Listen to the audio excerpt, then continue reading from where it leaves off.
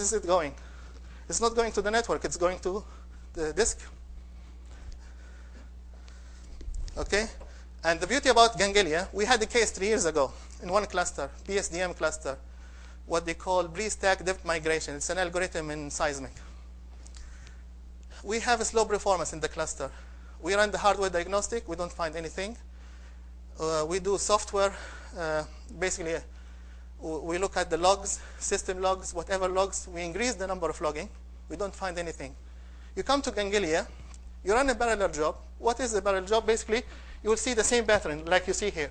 For example, here, I can tell you this node has a problem because it should follow this same pattern. Okay. From Gangelia straight, you can tell actually there is sometimes it's a firmware version. Sometimes it's a BIOS configuration. Sometimes it's something that you cannot actually, a hardware troubleshooting tool cannot actually detect. And last, the challenges.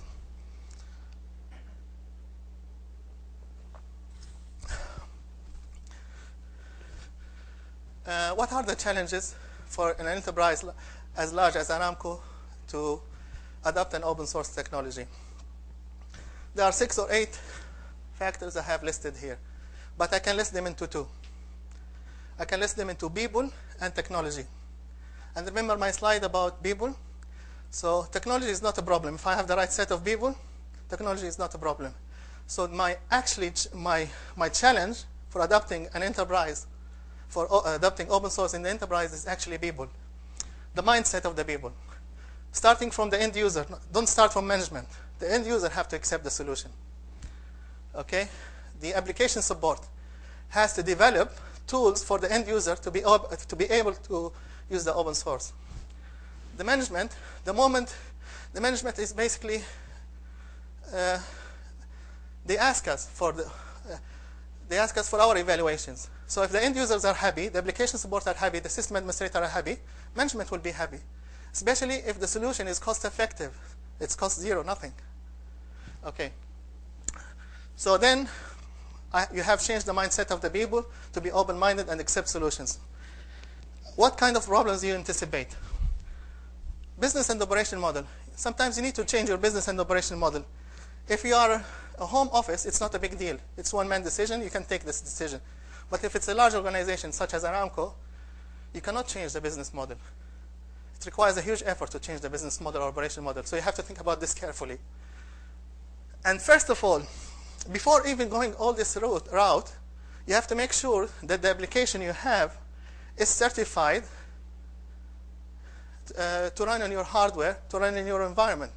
You have to have some sort of certification. You have to have some sort of availability. The other thing, usually open source tools, you will not find a tool that will fit all your requirements. You have to integrate. You have basically to aggregate. So integration is a must, and you need to think about how to integrate it with your environment, your commercial environment. All needs to play well together. Okay, support model. Should I support it by my own people, my local people, or should I support it by external people, vendor? For how long? What kind of maintenance contract? What kind of cost is going to, okay? Is it good for my social status? What I mean by social status. Suppose that I'm a manager, and I always buy commercial software, and my system administrator are college and university graduates. What I'm telling them, be monkeys. Just operate according to the manual. I'm not allowing them to be innovative, to think, to be creative. When I give them open source, it is about innovation, it's about creation. And last, you have to have a well-defined roadmap. How to migrate, and you have to have a defined roadmap from the vendor. If I'm talking to Red Hat, I need to know their virtualization technology is here to stay for the next 7 years. This is enough time for me to basically to adopt their technology. And it's enough time for me to develop people, my own people. And security, I cannot talk about security while David Wheeler is here, so please. No, okay. And with this, gentlemen, ladies and gentlemen, thank you.